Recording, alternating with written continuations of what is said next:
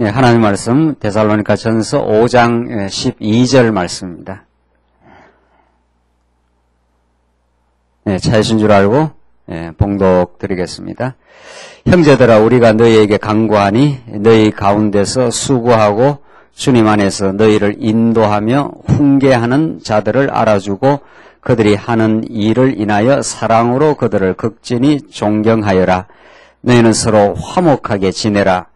또 형제들아, 우리가 너희에게 권면하는데 너희가 게으른 자들을 훈계하고 낙심한 자들을 위로하며 연약한 자들을 붙들어주고 모든 이들에 대하여 오래 참으라. 너희는 아무도 악을 악으로 갚지 못하게 하고 오직 서로에게와 모든 이들에게 항상 선을 추구하여라. 15절까지 우선 봉독드렸습니다. 우리는 지금 데살로니가 전서 말씀을 통해서 거룩한 성도의 생활로 무장케 하시는 그리스도에게서 지금 우리가 공부를 하고 있습니다.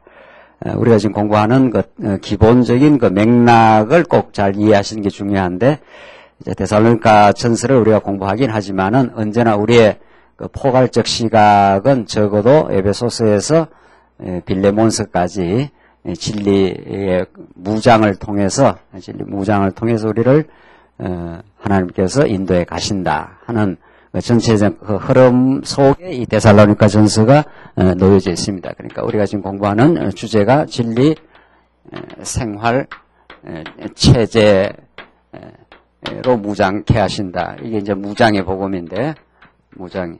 하나님께서 우선 진리로, 단단하게 이론적인 진리로, 말씀을 모르면은 기본이 형성이 되지 않으니까, 말씀은 우리 인간의 그 이성으로 사유해낼 수 있는 것이 아닙니다. 이것은 하늘의 계시의 말씀. 제가 오전 시간에 말씀드린 대로 칸트가 말한 대로 지식이라는 게 인간의 경험을 통해서 형성된다 하는 건 세속적인 지식이죠. 과학적 지식은 그렇게 나올 수 있죠.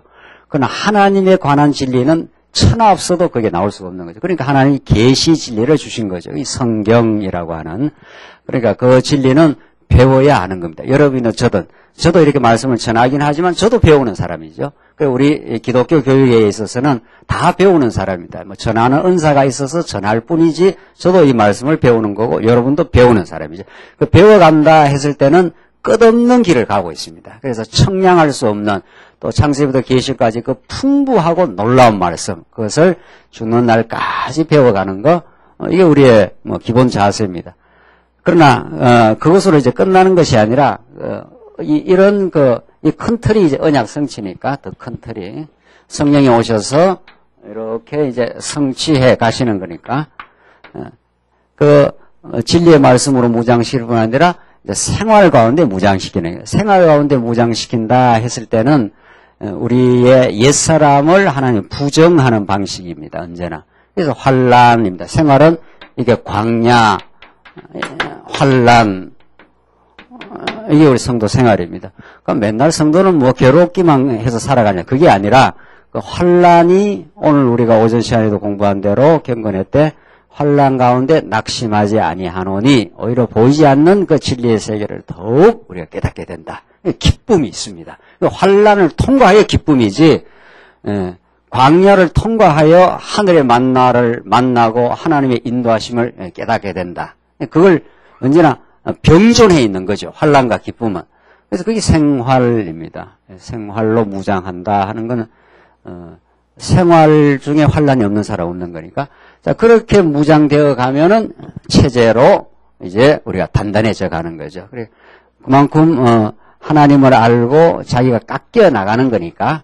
그러니까 조각가의 머릿속에는 그 정확한 다비드상, 미켈란젤로의 머릿속에는 다비드상이 정확하게 있답니다. 그러니까 불필요한 돌들을 쳐나가는 거죠, 조각가가. 조각을 안 해보셔갖고 지금 감이 잘 없으시나. 제가 조각가한테 들었어요. 그래서 조각가는 자기의 생각 속에 다비드상 같은 그런 아주 멋진 최고의 완성적인 남자의 모습이랍니다. 다윗 말이죠. 미켈란젤로가 만든. 그게 머릿속에 들어있습니다. 들어있기 때문에 그것을 만들어가는데 불필요한 걸 쳐내는 거지요. 이렇게. 그러니까 보통 사람은 그걸 잘 못 쳐내기 때문에 그런 멋있는 모습이 안 나오지만 그 아주 탁월한 그 조각가는 그걸 정확하게 알기 때문에 이렇게 쳐내면은 그게 쫙 드러나지 않겠어요? 하나님이 하시는 일이 그렇습니다.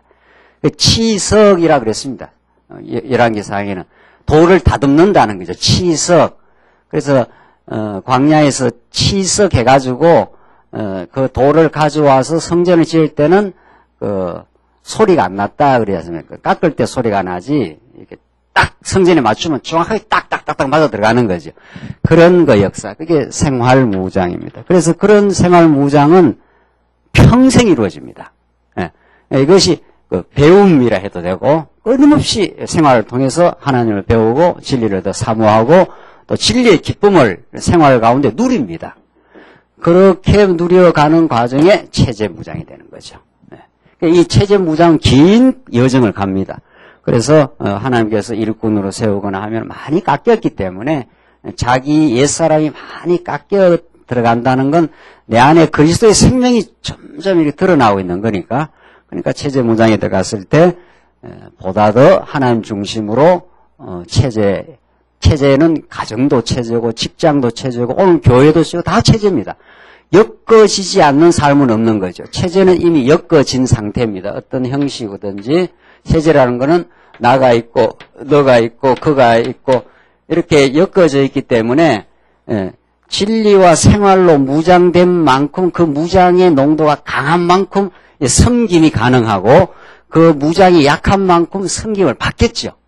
그렇게 체제의 생활을 하게 됩니다. 이게 더도 덜도 아닙니다. 뭐 어떻게 더 잘할 수도 없고 더 못할 수도 없습니다. 그게 하나님이 주시는 분복이요. 하나님 주시는 믿음의 분량이라고 합니다. 그러니까 어린아이는 어린아이여서의 체제 생활을 잘 하는 겁니다.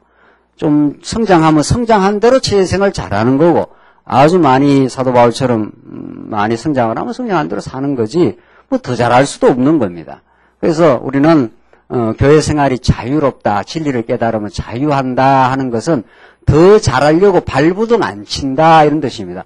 그냥 내 되는 대로 산다 이런 뜻이 그런 뜻입니다. 그래서 이런 체제로 가는 데살로니가서는 거의 이제 마지막 단계죠. 생활무장 가운데 빌립보, 골로새, 데살로니가, 전후서 이 과정을 반드시 거치는 거죠. 이게 원리적으로 성경에 나와 있기 때문에 우리 모든 성도는 에베소서에서 창세전 하나님의 영원한 계획 가운데 하나님의 나라, 교회가 이 땅에 세워지면 그 다음에 이 과정을 빌립보, 골로새, 데살로니가 과정을 반드시 거칩니다. 그래서 우리가 차근차근 공부하면 하하 생활에서 이런 걸 우리가 경험하면서 진짜 생활 속에서 누림과 기쁨을 얻어가는구나 하는 걸 깨닫는 거죠. 자, 오늘 12절은 우리가 그 앞에서 쭉 공부를 해왔기 때문에 이게 이제 거룩한 생활인데 거룩한 생활인데 한번 좀 읽으면서 설명하도록 하십시다. 형제들아 우리가 너희에게 간구하니 너희 가운데 수고하고 주 안에서 너희를 인도하며 훈계하는 자들을 알아주고 이걸 믿음의 선진 포괄적으로 말해서 뭐 목사도 될 수 있고 장로님도 될 수 있고 뭐 권사님 될 수 있고 교회 뭐 조금이라도 믿음의 그 선진을 뜻합니다. 그러니까 수고하고 주 안에서 너희를 인도하며 훈계하는 자들 인도한다 훈계한다 이게 전부 조금이라도 믿음이 앞서 있어야 그게 가능한 일인 거죠. 교회는 반드시 그게 있기 마련이다 이런 거죠.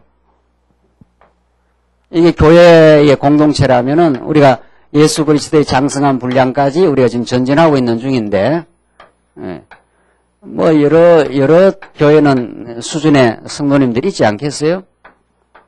그러니까 교회 생활을 우리가 믿음 안에서 잘 한다 하는 것은 이런 그 어울림 속에 우리가 이제 들어가 있는 거죠. 반드시 그 어울림 속에 들어가서 내보다도 더 연세가 있다든가 믿음이 선진이라든가 그런 사람들의 인도와 지도와 때로는 격려와 이런 속에 우리가 있습니다. 이미. 그리고 본인도 그렇게 성장을 하노라면은 또 본인의 인도와 격려와 칭찬과 보살핌이 필요한 또 성도가 있겠죠. 우리는 어떤 그 위치에든 있기 마련입니다. 그런 그 어울림의 신앙생활을 잘하는 게 아주 중요한 거죠. 그게 생활 무장 속에 들어와 있는 겁니다. 이게 그런 생활 속에서 깎이고 위로받고 격려도 받고 훈계도 받고 오늘 본문에 나온 대로 너희를 인도하고 훈계하는 사람을 인도하라. 그러니까 내가 만약에 이쯤 와 있다. 그러면 뭐 또 내 자신의 그 믿음의 분량이나 또 교회 생활의 연륜보다 더 또 선진이 있지 않겠나요? 틀림없이. 그러니까 그런 사람들을 알아주고 존중해라 이런 뜻이죠. 그런 사람들 알아주고 존중해 내가 그렇게 성장할 수 있는 거니까. 이미 앞선 사람들은 이런 여정을 다 겪어온 사람들이죠. 그러니까 이걸 무시 못하는 겁니다. 그래서 진리는 딱 혼자 말씀을 딱 들어서 깨닫는다. 천만의 말씀입니다. 제가 이제 전에 교회에 있을 때 늘 그 성도님들 이야기, 딱 이 테프, 66권 테프를 다 싸들고, 그때는 테프니까, 그때는 인터넷보다는 테프가 많았으니까, 그거 딱 보따리 다, 66권 테프를 보따리 딱 쓰고 산에 들어가서 도 닦듯이 한번 닦아보라고. 그러면은 그 사람이 병이 듭니다, 신앙이. 우리 생각도 뭐 테프에서 하나님의 말씀이 쫙 나오니까, 창성에서. 그것만 열심히 들으면 신앙이 잘 자랄 것 같지 않습니까? 절대로 안 되게 되어 있습니다. 그게 이제 생활문. 그러면 이 진리 이론만 보따리 사갖고 산에 가면 신앙이 잘 자랄 것 같으냐 말이죠. 절대로 그렇지 않다는 거예요. 그러니까 우리 가운데 이렇게 신앙생활 하다가 낙심을 하거나 또 뭐 여러 가지 어떤 환경에 의해서 혼자 교회를 잘 못 나와서 신앙생활 하는 분이 계시지 않습니까? 우리 주변에 그런 사람이 있을 수 있는 거죠. 그러면 우리가 조금이라도 믿음의 선진이라면은 그분을 많이 염려하는 게 필요합니다. 기도하는 게. 왜냐하면 그렇게 우리 전체의 어울림 속에 들어와 있지 않으면 신앙이 건강히 자랄 수가 없기 때문입니다. 그게 하나님께 생활 무장의 과정을 거쳐서 또 체제 무장으로 더 전진하기 때문에 그렇습니다. 그러니까 데살로니가서의 오늘 본문의 마지막 부분에 이 이야기를 하고 있는 거죠. 사도 바울이. 그 이야기를 왜 하겠어요? 하나님이 거룩한 신앙생활은 이렇게 되어지는 거다 하는 걸 지금 잘 보여주는 겁니다. 잘 보여주는 거.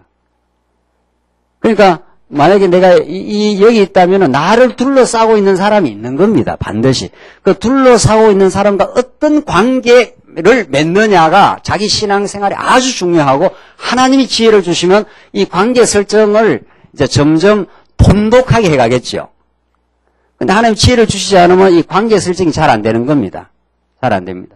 그러니까 먼저 믿음의 선진은 그 선진들을 알아준다는 것, 그 사람을 좀 인정해 준다는 거죠. 혹은 존중을 한다는 거죠.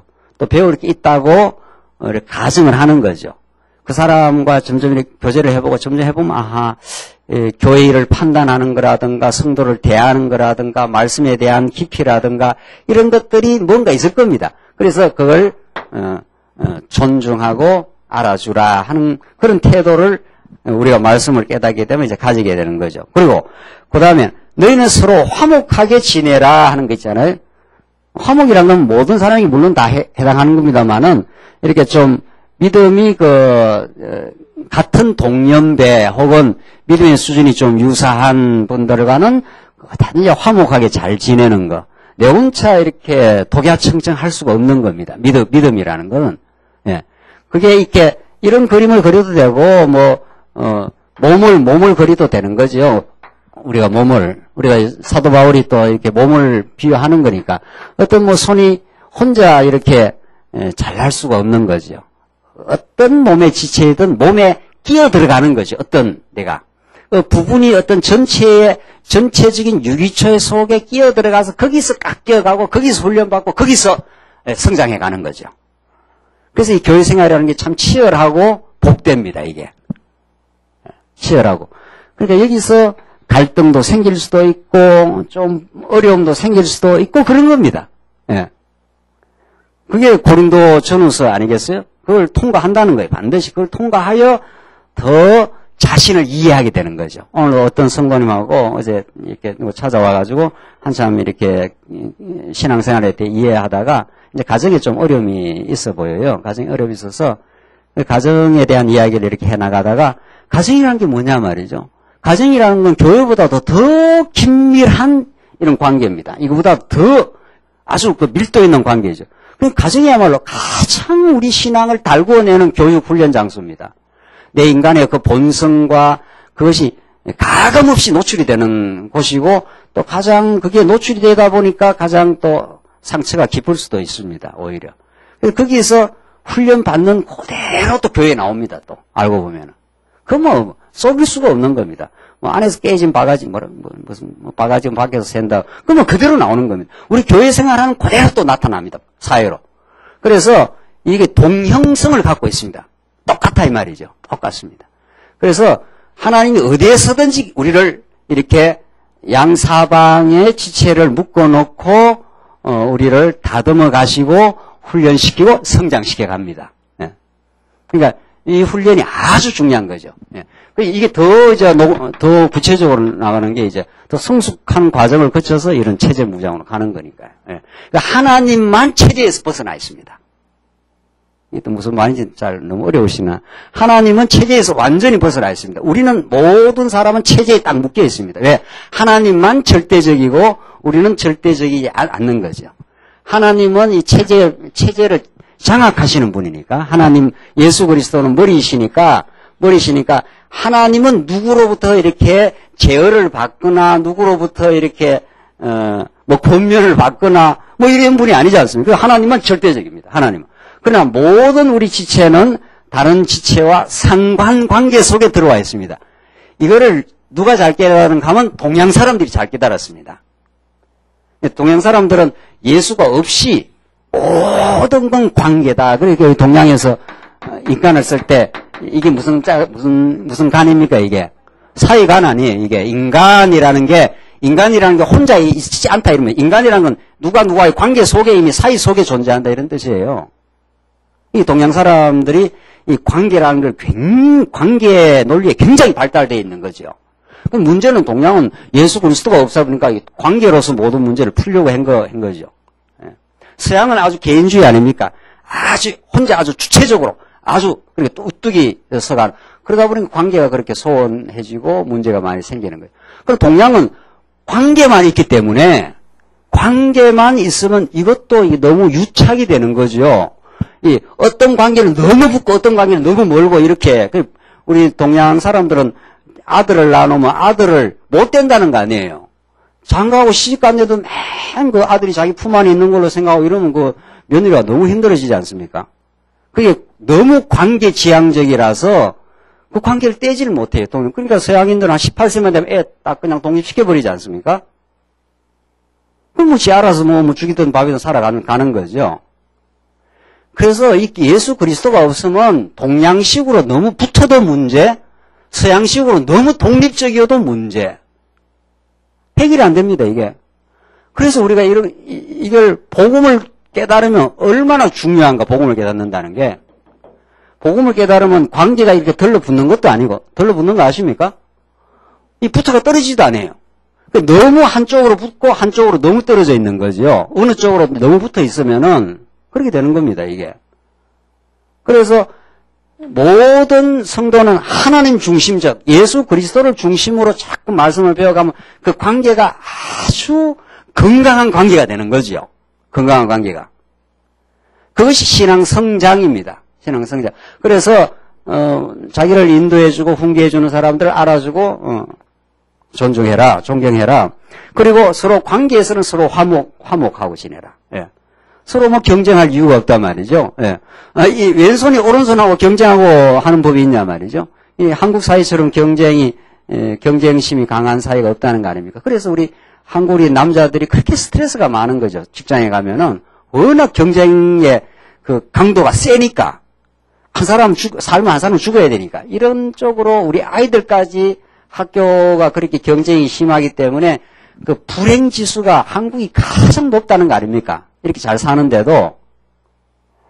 그러나 우리가 복음을 깨닫고 우리가 하나님 나라인데, 이게 교회라는 게 하나님 나라인데, 오늘 하나님의 복음이 복음대로 나오면 우리보다 믿음의 선진에게는 상당히 알아주고 존경하고, 그리고 서로 동년배끼리는 또 믿음이 좀 동역자들 간에는 서로 화목하게 지내는 거. 그게 얼마나 아름답고 얼마나 교회 안에서 누릴 수 있는 충만한 복인 거죠. 뭐 장로님들끼리 혹은 권사님들끼리 우리 집사님들끼리 서로 같은 교회 일을 하면서 서로 화목하게 잘 지내는 거, 뭐 이것처럼 뭐 중요한 게 없는 거죠. 14절. 또 형제들아, 우리가 너희에게 권면하는데 너희가 게으른 자들을 훈계하고 낙심한 자들을 위로하고 연약한 자들을 붙들어주고 모든 일에 대해 오래 참으라. 이거는 후진입니다. 믿음의 후진들. 이 믿음의 선진이고 이게 뭐 우리 자신이 한 이쯤 있다고 치면은 그 다음에 우리가 후진이 따라오지 않겠어요? 연약한 자들, 낙심한 자들. 그 낙심은 어떤 사람이 자꾸 많이 하게 되느냐? 우리 살아다 보면 우리가 다 낙심할 때가 있지만은 아무래도 믿음이 더 연약하면은 더 낙심의 농도가 강한 거죠. 낙심이 아주 농도가 너무 짙으면 회복이 잘 안 되는 수가 있는 거죠. 그래서 교회 생활이 어려워진다든가 그런 수가 있습니다. 틀림없이. 그래서 어떤 교회 생활 속에 우리 가정 생활 속에 어떤 어려운 일들은 언제나 발생하기 마련인데 하나님의 말씀이 자꾸 역사하게 되면은 현실은 낙심할 수밖에 없으나 그걸 통해서 우리가 진리를 더 하나님 배우게 되었습니다. 이게 진리로 자꾸 무장된, 그래서 진리가 그렇게 중요한 거죠. 진리로 강하게 무장된 성도는 삶 속에 어려움이 자꾸 닥쳐와도 그 어려움 속에서 낙심하는 게 아니라 오히려 낙심한 자들을 붙들어주며 그렇게 되어 있지 않습니까? 그래서 이게 후진에 대한 태도입니다. 자, 이렇게 보면은 전체 거물망 속에 우리의 자리매김이 분명히 될 거고 우리가 신앙이 올바르게 성장한다면 교회 안에서 나보다 더 신앙의 연륜이 많거나 또 다른 지혜가 많거나 그런 성도들을 우리가 존중하는 거 아주 필요한 거죠. 제가 어떤 자리에서 그런 이야기 했는데 목사가 이쯤 있다 칩시다. 목사가 신앙이 다 좋은 게 아닙니다. 절대로 그렇게 생각할 필요가 없어요. 제가 목사이지만은 목사는 하나님의 말씀을 연구하고 말씀을 깊이 있게 체계적으로 연구해서 또 전하는 그런 은사이기 때문에 할 뿐이지 우리 장로님들이 신앙이 더 좋을 수 있는 거죠. 또 목사가 어떤 부분에서 신앙이 좋을 수가 있는 거죠. 모든 면에서 신앙이 다 좋다 이런 사람은 없습니다. 절대로 없습니다. 그런 사람은. 그래서 교회는 여러 지도자층이 있을 수 있는 거죠. 목사 중에서 말씀을 잘 인도하는 목사 지도자가 있을 수 있고 오히려 성도 신앙생활은 어떻게 보면은 삶의 이해관계에서 많이 시달리면서 신앙이 단련된 장로님들이 신앙의 지도자가 될 수가 있는 겁니다. 또 권사님들이 될 수가 있고 그리고 교회는 여러 다양한 지도 그룹이 형성되는 게 그 교회가 건강한 교회입니다. 그러지 않겠어요? 예. 예. 그래서 목사는 장로에게, 장로는 목사에게, 또 목사는 권사에게, 권사는 목사에게 이렇게 서로 건강한 이렇게 지원과 더 격려가 있을 수 있는 거지요. 그렇게 해야 교회 전체가 밸런스가 있게 됩니다. 전체가. 그래서 이 건강한 지도자 그룹, 그러니까 집안에서 아버지의 리더십만 너무 강하다든가 어머니의 주장이 너무 강하든가 이러면 교회가 가정이 어렵지 않습니까? 아버지는 아버지로서의 그 리더십이 가정을 이끌어가는 그 자리가 있지 않겠어요? 남성성이라는 게 있는 겁니다. 남자에게 하나님께서 남자에게 준 남성성이라는 거는 이거는 아무리 남자가 어떻다 하더라도 있는 거 여성성이라는 게 있는 겁니다. 그러니까 여성성으로서 가정을 인도하는 역할이 있는 겁니다. 그러니까 아버지의 역할과 어머니의 역할이 건강하게 형성돼야 전체 가정이 건강해지지 않겠나요? 마찬가지입니다.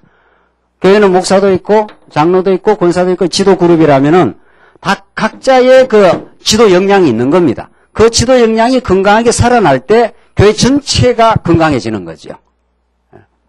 아주 중요한 겁니다, 이거. 그래서 성도님들이 지금 이렇게 말씀을 이렇게 듣지 않습니까? 제가 이렇게 전하니까. 저는 일방적으로 말씀을 전한다고 생각해 본 적이 없는데 그냥 말씀이니까 전하는 것 뿐입니다. 저도 이 전하는 말씀에서 말씀을 지금 배우고 계속 성장하고 있는 중이고 그래서, 여러분들 가운데 훨씬 이렇게 삶 속에서 하나님을, 인정하고 깨달아가고 하는 그 깊이와 넓이가 얼마든지 있을 수 있는 겁니다. 그래서 중국에서 성도가 와가지고 이제 중국 오리지널 성도입니다. 그 성도는 한국에 와서 큰 어려움을 겪고 이렇게 잠시 왔다가 이제 내일 이제 가게 되어서 이렇게 말씀을 이렇게 나누고 이렇게 했습니다. 그 중국 성도는 우리말을 한 40-50% 정도 알아들어요. 우리말을. 그러니까 말씀을 우리처럼 이렇게 이론적으로 잘 깨닫지 못하지 않습니까? 그런데 워낙 삶 속에 어려움을 겪었고 이 진리에 대한 강렬한 그 흡수력이 있는 겁니다.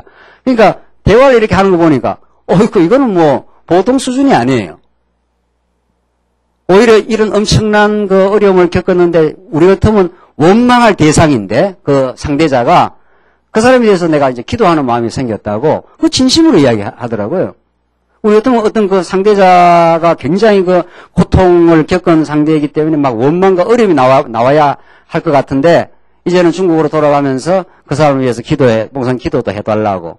그 이야기하는 걸 봐서는 삶 속에서 그 신앙의 내공은 웬만한 목사하고 비교가 안 돼요, 사실은. 그런 겁니다. 그래서 생활 무장이 그런 겁니다. 그래서 지금, 우리는 어느 위치에 있을 겁니다. 우리는 다 중간쯤 있을 겁니다. 우리보다 앞선 믿음의 선진이 반드시 있을 거고, 우리를 뒤따르는 믿음의 후진이 있을 겁니다. 이들과 어떻게 어울려 살아갈까? 그 교회 오면은 이런 관계를 우리가 형성을 하겠죠, 반드시 형성하겠죠. 이 관계가 더욱 풍요한 사람을 신앙이 풍요하다고 그러는 겁니다. 교회 왔는데 내가 만날 사람이 별로 없다. 그런 사람은 틀림없이 믿음이 아주 후진이거나 그 관계 양상이 아주 빈곤한 사람입니다. 그렇지 않겠어요? 우리 초등학교 우리 애들은 오면은 자기중심적이잖아요. 와서 엄마 따라와갖고 밥이나 먹고 좀 놀다가 가는 거죠. 그러니까 믿음이 많이 성숙했다는 건 자기가 돌볼 사람이 많아진 겁니다. 그 점심때 이 사람도 좀 만나고 저 사람도 만나고 어느 속회도 들어가고 어느 합력기도 들어가고 이렇게 그 관계 양상이 풍부한 거죠. 그렇지 않겠어요? 지교회도 돌봐야 되고 합력기구도 들어가서 협력하고 그러니까 점점 믿음이 우리가 성장한다는 것은 점점 내가 관계하는 믿음의 사람들이 풍요해 가는 겁니다. 그래서 교회 안에 파당이 생긴다는 것은 요렇게만 이렇게 형성이 되는 거죠. 그러면 그 신앙의 그 관계 양상이 아주 협소해지는 거죠. 그렇지 않겠어요? 그래서 이게 신앙이 어려움이 생긴다는 겁니다. 그 어릴 때 자꾸 이렇게 파당이 생깁니다. 그러나 신앙이 자꾸 성숙하면 훨씬 그리스도 중심적이 되고 두루두루 살피게 되겠죠. 그렇게 되겠죠. 두루두루 만나게 되겠죠. 아무래도. 이런 사람대로 저런 사람대로 하나님께서 다 인도해 가는 사람이라고 믿어가면서 우리 신앙을 영위하게 될 때 우리 교회가 성숙해. 우리는 누구나 다 저 과정을 경험하고 있습니다. 여러분과 제가 생활로 무장이 된다는 건 나는 어느 정도 위치에 와 있는가? 내가 여기에 와 있는가? 내가 여기쯤 와 있는가? 내가 여기쯤 와 있는가? 이걸 우리는 알게 되는 겁니다. 그래서 신앙이라는 건 하나님을 알고 자기를 아는 것입니다. 그러니까 생활 무장에 들어갔을 때 진리하면 하나님이 여호와시다. 예수는 그리스도다. 이건 근본 원리고 그게 가장 중요하죠. 하나님이 여호와시고 그가 전능자이다 하면 나는 무능자. 하나님이 자비하신 분이니까 나는 자비를 받는 존재. 그가 머리시다면 나는 지체. 이래 되지 않습니까? 그렇게 해서 하나님을 안다 하는 때 생활이라는 건 자기까지 알아야 생활의 그 자리매김이 됩니다. 그렇잖아요? 네. 점점 우리 신앙이 성숙한다는 것은 점점 이 상태에서 이 상태로 점점 올라가면서 하나님을 더 깊이 알고 자기를 아는 겁니다. 자기가 어떤 존재, 말할 수 없는 죄인. 그러나 하나님의 은혜로 지금 성장의 길을 가고 있는 거룩한 성도가 된 거죠. 이게 너무도 영광스러운 겁니다. 그러니까 어떻게 우리가 다른 영혼을 진심으로 섬길 수 있게 됩니까? 그건 불가능한 겁니다. 그것이 가능했을 때 우리는 하나님의 살아계심을 생활에서 느끼는 진짜 하나님 언약대로 이루시는 분입니다. 이렇게 되는 거죠. 그래서 이 교회 생활이 너무도 중요한 거죠. 예. 교회 생활을 통해서 진짜 하나님이 여호와 되심을 예수와 그리스도를 생활의 경험을 통해서 깨달아가고 있는 중입니다. 이 과정을 죽는 날까지 우리는 경험하는 거죠. 예. 그래서 이 과정을 포기할 이유도 없고 좀 과정에서 어렵다고 크게 낙심할 이유도 없는 겁니다. 따지고 보면은. 그럴 수 있어. 우리는 지금 과정을 겪고 있어. 그러나 우리는 반드시 장성한 분량으로 하나님께서 우리를 인도하고야 말 거야. 이런 거 우리는 소망이 있습니다. 우리 어려움이 있을수록 더 진리에 대한 강렬한 그 의지하는 마음이 더 생겨나는 거죠. 그렇게 우리는 지금 가고 있는 중입니다. 그래서 오늘 이 본문의 말씀이 단순히 사도 바울이 이론적으로 하는 말씀이 아니지 않겠어요? 바울이 곧 데살로니가 성도들하고 이런 신앙생활 한 겁니다. 예. 그런 경험을 하지 않고 이런 말이 나올 수가 없는 거죠. 바울도 자기 앞에서 뭔가 있었을 거고 또 이끌어주는 사람이 있었을 거고. 그래서 너희가 게으른 자를 훈계하고, 게으른 자를 그냥 놔두면 안 되죠. 예. 그건 사랑이 아닙니다. 교회 생활 아무렇게나 하고 막 게으르게 하는 사람은 아이고 잘하고 있다 이렇게 하면 그건 안 되는 거 아니겠어요? 아버지가 자식이 막 게으르는데 그냥 놔둡니까? 그 사랑하기 때문에 사랑의 간섭이 들어가는 거죠. 그게 무슨 사랑으로 뭐 그 사람을 옥조이는 게 아니라 그걸 진심으로 사랑하기 때문에 불러서 훈계도 하고 그렇게 하지 않겠어요? 우리 장로님들 그런 역할을 하는 겁니다. 교회 안에서. 이건 아니야 하게 되면 거기에 대해서 훈계하고 거기에서 발언을 하고 뭐 하는 거 아니겠어요? 예. 그래서 게으른 자를 훈계하고 낙심한 자를 위로하고 이 때를 아는 거죠. 훈계할 때 훈계하고 위로할 때 위로하는 거죠. 그런데 이게 제대로 안 맞으면 위로해야 될 때 또 뭘 해요? 사람이 힘들어 죽겠는데 뭐 빨리 잘해라 하면 그 사람 그거 2번 죽이는 겁니다. 그러니까 엄청 그 사람이 힘들 때는 그냥 같이 아파하고 같이 공감을 해야 되지. 안 그래도 지금 뭐 삶에 지쳐가고 힘들어 죽겠는데 그래 살면 되겠냐고. 뭐 이러면 내 지금 그렇게 안 살고 싶어 사냐고 지금. 당장 반말이 되는. 안 그래도 공부를 못해가지고 지금 힘들어 죽겠는데 야 이리 와봐. 뭐 이렇게 해서 그거 닥달하면은 더 힘들어지는 거 아니겠습니까? 그러니까 이게 진짜 이게 공동체 생활은 하나님 주신 지혜가 너무도 필요한 거죠. 하나님 중심적 지혜가. 그렇게 지혜가 생긴다는 건 자기를 알아야 남도 압니다. 자기도 옛날에 공부 못했을 때 엄청 힘들었을 때가 있었다는 걸 알아야. 제가 제일 좀 힘든 게 우리 아이가 공부를 좀 힘들어할 때 저는 공부를 못해본 적이 없어요. 이상한 이야기가. 그래서 저는 공부 못한다는 심정을 잘 이해를 못해요. 공부를 하는 건 하면 쉬운 거지. 근데 공부를 어떻게 잘 못 따라가냐. 근데 그 심정을 이해를 못 하겠더라고요. 어느 옆에 있는 사람이 우리 아이의 심정을 잘 이해해요. 그 사람 알고 보니까 공부를 엄청 못했더라고요. 그러니까 놀 수 있다, 뭐 공부를 못할 수도 있는 거다. 공부 못할 수 있게 공부를 어떻게 또 다 잘합니까? 공부 잘하는 게 대단한 것도 아니에요, 사실은. 살아보니까. 이 말이 또 무슨 말인지 잘 모르시는. 공부 잘한다고 뭐 가정생활, 뭐 교회생활이 뭐 별점은 없어요. 그건 하나의 은사예요. 그러니까 진짜 위로가 필요할 때인지 저 사람이 훈계가 필요할 때인지 하늘이 주는 지혜입니다. 그때마다. 그러려면은 자기도 알아야 되고 상대방도 알아야 됩니다. 상대방이 지금 어떤 상태에 있는 걸 알아야 되지 않겠어요? 그래서 이 풍성한 인간관계가 그렇게 중요한 겁니다. 이런 인간관계 속에서 많이 치이고 실수도 해보고 이렇게 해야 사람을 자꾸 알아가는 겁니다. 교회에 얼마나 성도가 많습니까? 많이 경험해보면 처음에 이럴란가 해서 이야기해보면 안 맞고 저럴란가 해서 안 맞고 이렇게 시행착오를 하면서 자꾸 사람에 대한 감각을 키워가는 거죠. 결국 지도자라는 거는 사람을 아는 겁니다.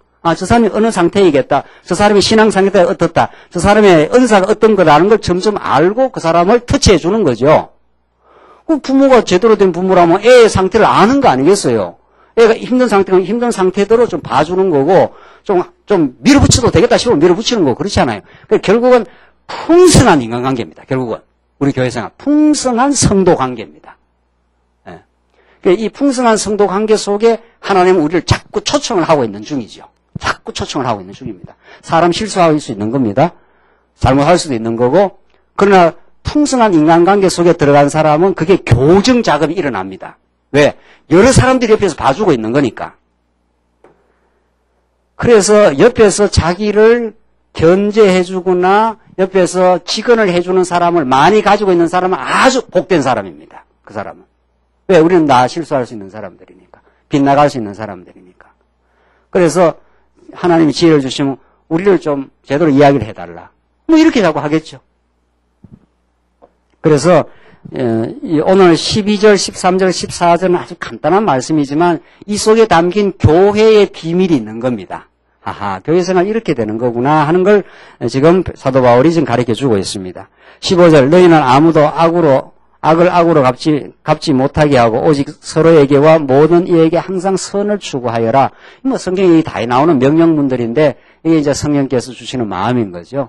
성령께서 우리 악한 마음을 자꾸 우리가 생기다가도 하나님께서 꺾으시고 하나님이 기뻐하시는 하나님의 나라를 이 땅에 이루어가는 것. 이게 우리의 삶의 목표가 되어서 선을 자꾸 추구하려고 하는 그런 강렬한 마음이 점점 우리 교회 안에서 먼저 믿음의 선진들에게 강렬하게 생겨나면은 그걸 보고 이제 성도님들이 따라옵니다. 교회 생활은 이론으로만 지도하는 게 아니라 삶으로 지도하게 되어 있습니다. 그걸 성경에서는 그러지 않습니까? 사도 바울이. 자기는 그리스도를 향해서 끊임없이 그 가치를 그리스도에 두고 그리스도 아는 지식이 가장 고상한 것이라 그걸 자꾸 이렇게 추구하니까 옆에 있는 성도님들 그걸 보고 아하 저분은 정말 그리스도가 참 소중하게 살아가는구나 그걸 깨닫게 되니까 그쪽으로 가고 싶고 또 그것이 즐겁고 감사한 일이니까 그 행복한 일이니까 우리 지금 세상 말로 말하면 지금 전부 다 행복 지금 하고 싶어서 지금 우리 세상에서 다 환장들 했는데 진짜 행복이 뭔가 예수를 아는 거 예수로 누리는 거 성도를 사랑하는 거 진리를 강렬하게 추구하는 거 뭐 이것처럼 행복한 일은 없는 겁니다. 그래서 16절 우리가 너무도 잘 아는 구절에 나와서 항상 기뻐하고 쉬지 말고 기도하며 범사에 감사하여라. 이 말만 있는 게 아니고 그 뒤에 말이 이제 진짜 중요한 거죠. 이는 그리스도 예수님 안에서 너희를 향하신 하나님의 뜻이다. 야, 이걸 내가 유명한 어떤 신학박사 주석을 보니까 지금 나오지 않습니까? 항상 기뻐하라. 예. 항상 기뻐하라. 쉬지 말고 기도하라. 범사에 감사하라. 이것이 예수 그리스도 안에서 너에게 주신 하나님의 뜻이라 이렇게 말했지 않습니까? 예수 그리스도 안에서 주어진 하나님의 뜻이다. 자, 이게 해석학적 문제가 있는 겁니다. 이거 유명한 신학 박사인 분이 그 책을 써서 제가 이걸 직접 한번 찾아봤습니다. 이게 아주 저는 이제 자꾸 연구하는 입장에서 궁금하니까 이 사람이 이 본문을 어떻게 그 해석을 할까 이렇게 해서 이렇게 봤습니다. 그래서 이 해석을 이 하나님의 뜻을 이제 해석을 했어요. 추석을 해놨더라고요. 그러니까 이렇게 하나님이 사도 바울을 통해서 우리에게 항상 기뻐하라, 쉬지 말고 기도하라, 범사에 감사하라 이렇게 말씀을 주셨는데 이게 하나님의 뜻이니까 우리가 그 뜻에 순종해야 된다. 또 그래 돼 있더라고요. 우와, 제가 그 유명한 신학 박사 그 주석에 그걸 보고는 이분의 신학 사상 전체를 제가 이제 알게 됐습니다. 그분이 영 빗나간 분은 아니에요. 아주 건전한 나름대로 구속사에서는 건전한 신학 박사인데 김홍전이라는 아주 유명한 그분이 아주 일반적으로 유명하고 건전한 분입니다. 근데 요 해석을 그렇게 한 걸 이렇게 내가 이렇게 보면서 오래전인데 이분이 결국 이 구속사의 한계를 구속사는 하나님이 우리를 구속하시고 구속한 이유는 내가 열심히 주 앞에 순종하려고 노력해야 된다. 율법을 지켜야 된다. 이 말이거든요. 그러니까 이걸 율법화한 겁니다. 결국은. 항상 기뻐하라, 쉬지 말고 기도하라, 범사에 감사하라. 이걸 만약에 율법적으로 받아들여가지고 이걸 내가 하나님의 뜻으로 알고 열심히 그렇게 하려고 노력해야 된다. 그 뜻에 순복해야 된다. 이거는 구약 율법보다 더 무거운 율법이 됩니다. 왜 그렇습니까? 여러분들 항상 기뻐할 수 있습니까, 진짜?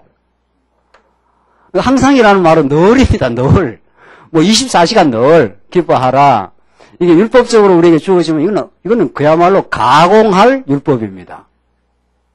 우리 삶이라는 게 그렇게 호락호락하지 않는데, 오히려 우리 삶은 삶의 무게 때문에 힘들 때가 있고, 갈등이 있을 때가 있고, 여러 가지 어려움이 우리가 늘 도처에 우리 삶에 도사리고 있는데, 어떻게 항상 기뻐하라는 걸 내가 노력해서 만들 수 있어요? 쉬지 말고 기도하라. 범사에 감사하라. 율법이 아닙니다.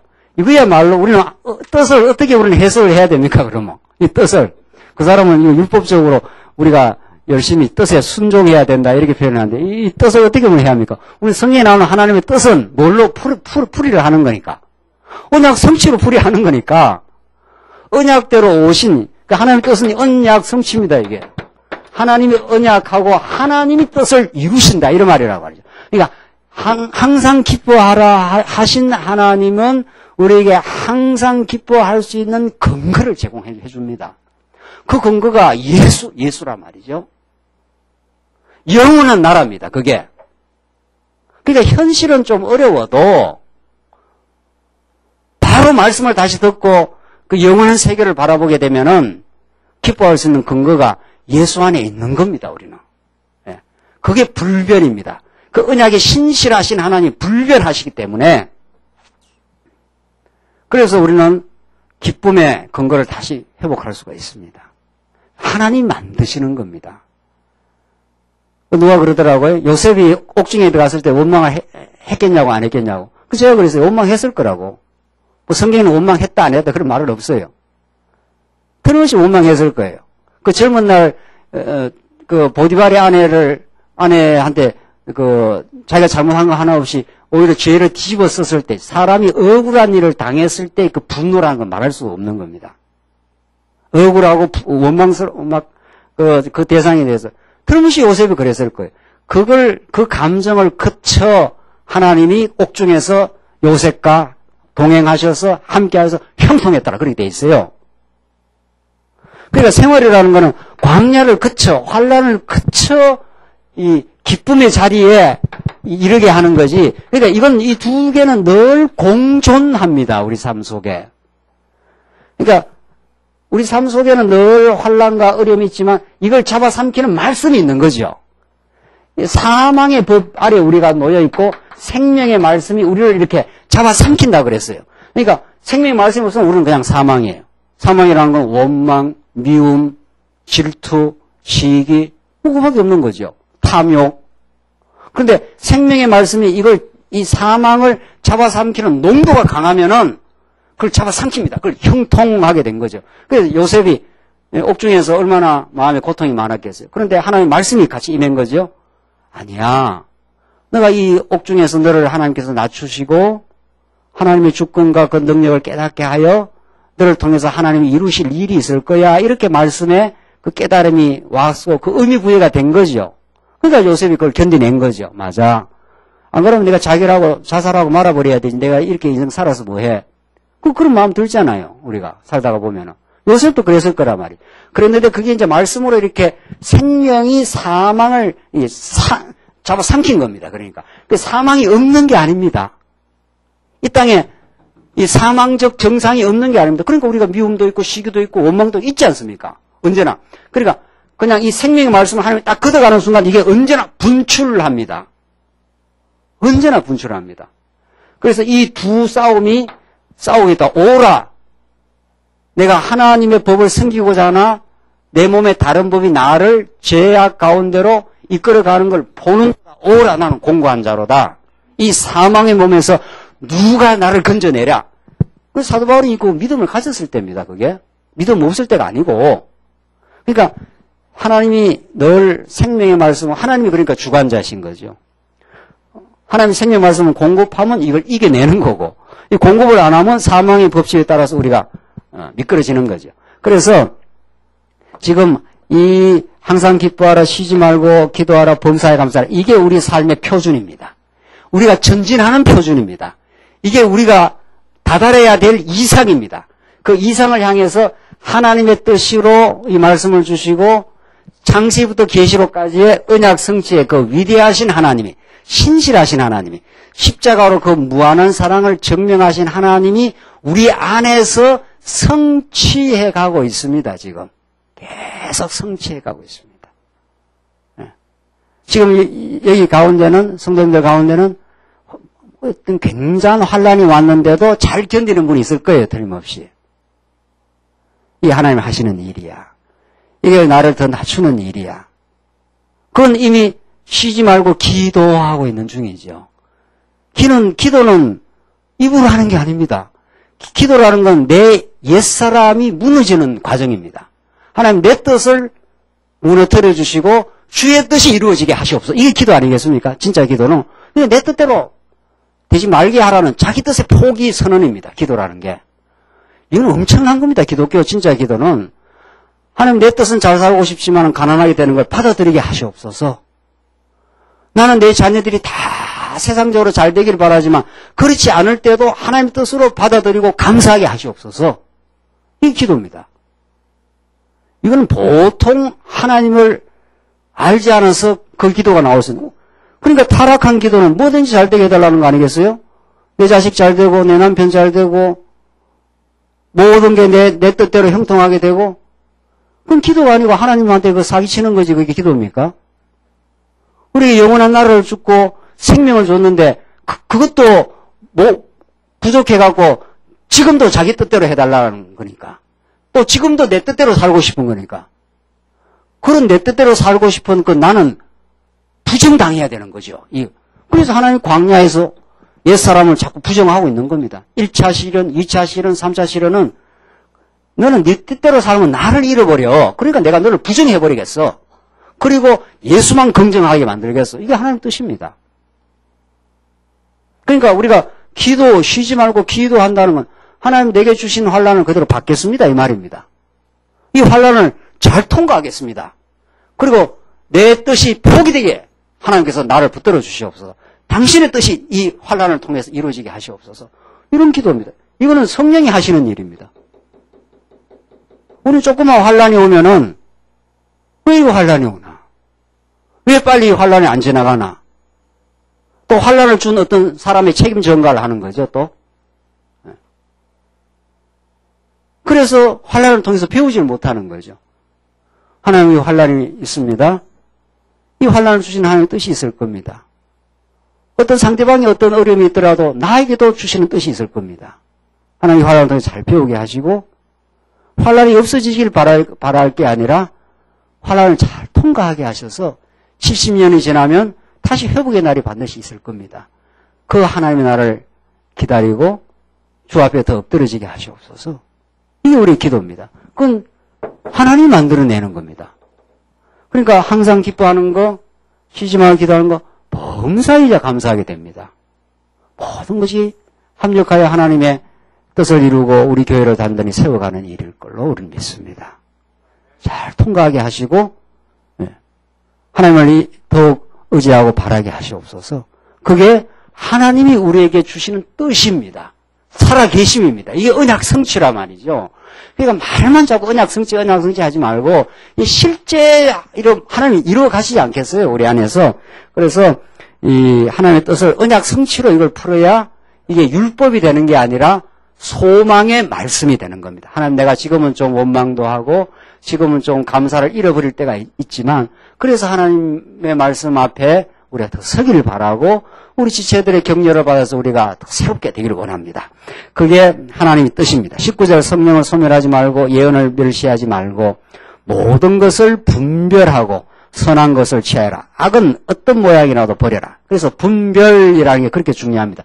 무엇이 하나님이 기뻐하시는 선이고 무엇이 싫어하는 악인가를 진리를 자꾸 깨닫게 되면 그 선과 악을 분별하게 되겠죠. 내 중심적 선과 악이 아니라 하나님 중심적 선과 악을 분별해 나가는 신앙의 성숙이 있는 거죠. 그래서 23절 화평의 하나님께서 친히 너희를 온전히 거룩하게 하시고 우리 주 예수 그리스도께서 오실 때에 너희의 온 영과 혼과 몸이 흠없이 보존되기를 원한다. 나오지 않습니까? 화평의 하나님께서 친히 너희를 온전히 거룩하게 하시고 했으니까. 그러니까 이게 다 거룩한 생활이란 말이죠. 그러니까 지금 데살로니가 전서가 주제가 거룩한 생활인데 거룩한 생활의 구체적인 내용이 항상 기뻐하는 거, 쉬지 말고 기도하는 거, 범사에 감사합니다. 이게 우리 신앙생활의 생활 무장의 거룩한 생활 무장의 표준입니다. 그러니까 이게 자꾸 사라지면은 아하, 내가 사망에 끌려 들어가고 있구나 이렇게 깨닫고 생명의 말씀을 더 의지하면 되는 거죠. 우리 신앙은 정확하게 체킹이 됩니다. 이제 믿음이 점점 자라갈수록 아하, 내가 진짜 기쁨을 많이 상실하고 있구나. 아하, 내가 기도하는 것보다는 하나님 앞의 뜻을 포기하는 게 아니라 내 뜻을 계속해서 유지하고 내가 세속적 욕망과 내 의의를 계속 주장하고 있구나. 이러면 그게 내한테 어려움으로 다가옵니다. 반드시. 그래서 그걸 자꾸 하나님께서 우리의 믿음을 자꾸 체킹도 하시고 내 안에 어리석음을 체킹하셔서 말씀 앞으로 자꾸 가게 만들어주겠죠. 그게 하나님이 우리를 거룩하게 만들어 가시는 일입니다. 24절 너희를 부르시는 분은 신실하시니 그분께서 또한 그 다음에 뭐라고 되어 있습니까? 이루실 것이다. 이렇게 되어 있으니까. 그러니까 이게 우리가 하나님의 뜻을 언약 성취로 보는 게 맞지 않습니까? 하나님이 우리를 거룩하신 하나님 우리를 불렀으니 거룩한 삶으로 당신이 만들어주겠다는 겁니다. 불교적 접근은 이 땅에 고난이 많으니 고통에 바다니 수행을 해가지고 스스로 행복의 길로 가겠다. 이게 불교적 접근입니다. 모든 이방 종교적 접근입니다. 그래서 이 땅이 그렇게 힐링하는 겁니다. 힐링하는 게 치유를 하겠다는 거거든요. 우리가 고통이 많기 때문에 뭔가 이렇게 힐링이 되기를 원합니다. 치유가 되기를 원하잖아요. 그런데 심리학적으로 불교적으로 자꾸 힐링을 해놓으면은 누구한테 안 옵니까? 잠깐 위로를 받으면 진짜 위로자이신 예수께 안 옵니다.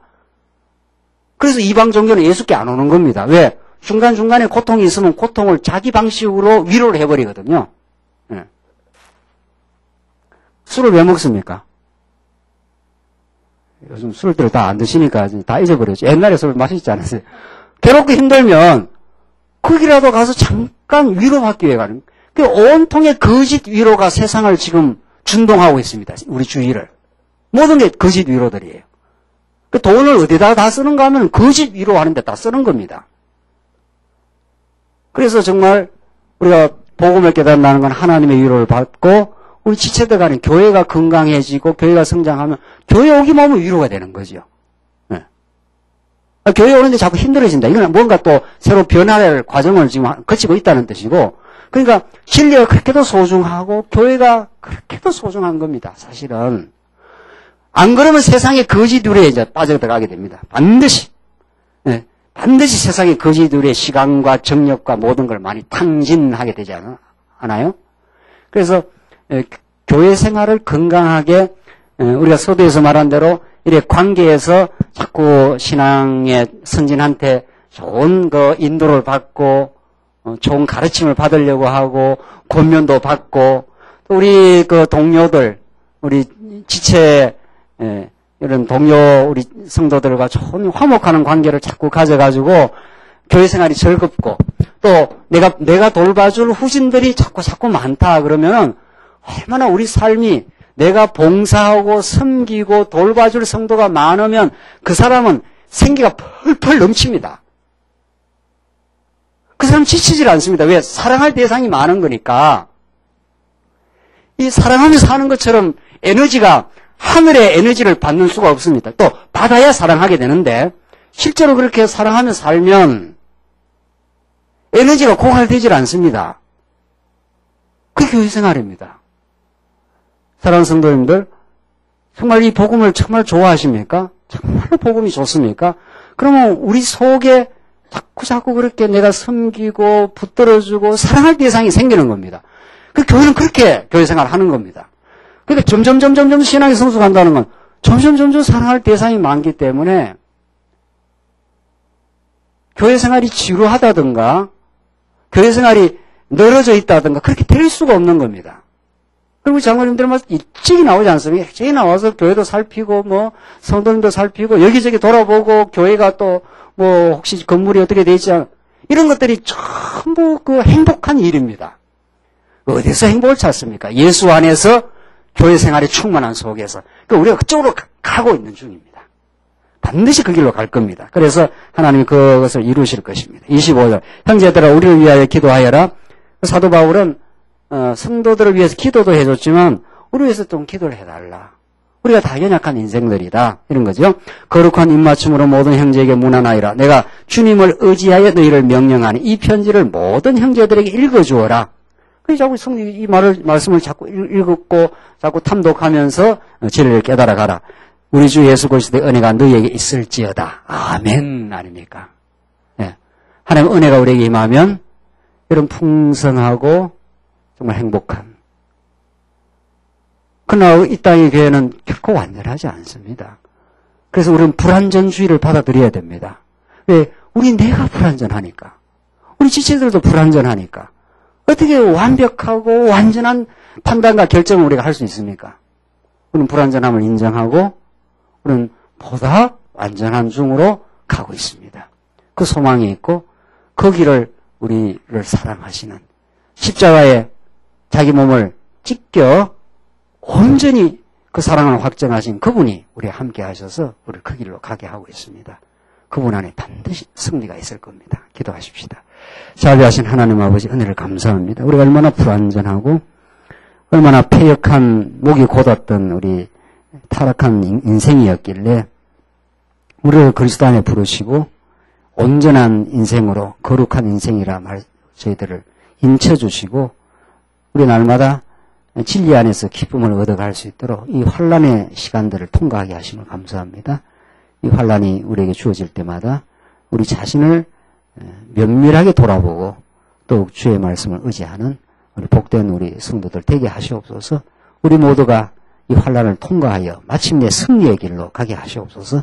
예수님 이름으로 기도하옵나이다. 아멘.